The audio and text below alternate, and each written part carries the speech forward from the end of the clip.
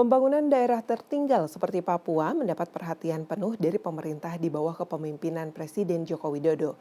Selama 10 tahun pemerintahan Presiden Jokowi, wilayah Papua mengalami perkembangan signifikan. Hal ini terlihat dari pertumbuhan ekonomi yang menjadi salah satu indikator perkembangan yang terjadi di Papua. Berikut ulasannya. Membangun Indonesia dari pinggiran menjadi satu dari 9 agenda prioritas yang dijanjikan oleh Presiden Joko Widodo yang kemudian dikenal dengan Nawacita. Pemerataan dan kewilayahan ditetapkan secara khusus sebagai salah satu dimensi dalam strategi pembangunan nasional. Peningkatan aksesibilitas pada pelayanan dasar seperti kesehatan, pendidikan hingga infrastruktur menjadi hal yang penting seperti yang dilakukan di wilayah Papua. Dikatakan oleh staf ahli bidang ekonomi makro BKPM Imam Sujudi, dalam 10 tahun terakhir pemerintahan Presiden Joko Widodo, kawasan Indonesia Timur yang selama ini sulit disentuh investasi, kini justru semakin dilirik oleh investor. Bahkan berdasarkan data BPS, menjelang akhir pemerintahan Jokowi pada triwulan pertama 2024, kontribusi wilayah Timur dan Tengah semakin meningkat, khususnya di wilayah Papua yang meningkat 2,62%. Gencarnya investasi di wilayah timur khususnya di Papua selama 10 tahun pemerintahan Presiden Jokowi juga berdampak dengan meningkatnya kesejahteraan masyarakat setempat. Pembangunan smelter dan hilirisasi di Papua telah mendorong perekonomian. Kita lihat sekarang sudah ada investasi yang saat ini sedang proses untuk dalam proses investasi. Itu adalah industri pupuk. Oke. Ya, industri pupuk di Papua. Di Fak-Fak ya. Di Fak-Fak, kemudian ada industri smelter tembaga.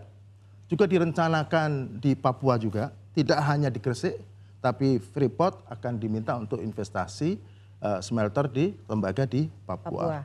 Dan kemudian yang baru-baru ini kita lihat, ada investasi di bidang hilirisasi, khususnya untuk perkebunan, yaitu perkebunan tebu, kemudian etanol. Bu Eva tahu nggak investasinya berapa?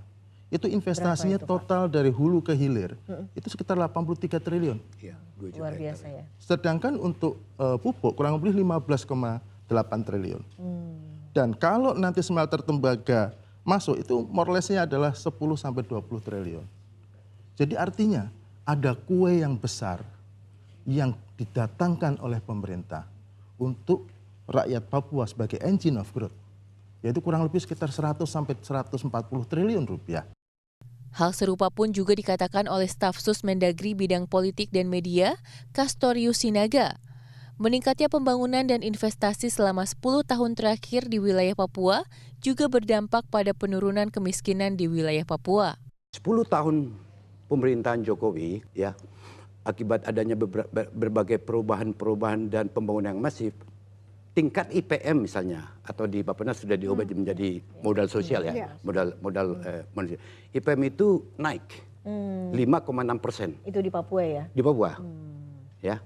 Lalu yang kedua, tingkat kemiskinan itu turun hampir 6,7 dari 27,6% di tahun 2014 menjadi 21% di tahun 2023 seluruh Papua ya.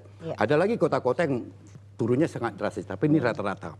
Adanya kesamaan visi dan misi antara pemerintah pusat dan daerah disebut sebagai kunci terwujudnya pembangunan yang masif serta terencana di wilayah Papua menggunakan pendekatan Indonesia sentris.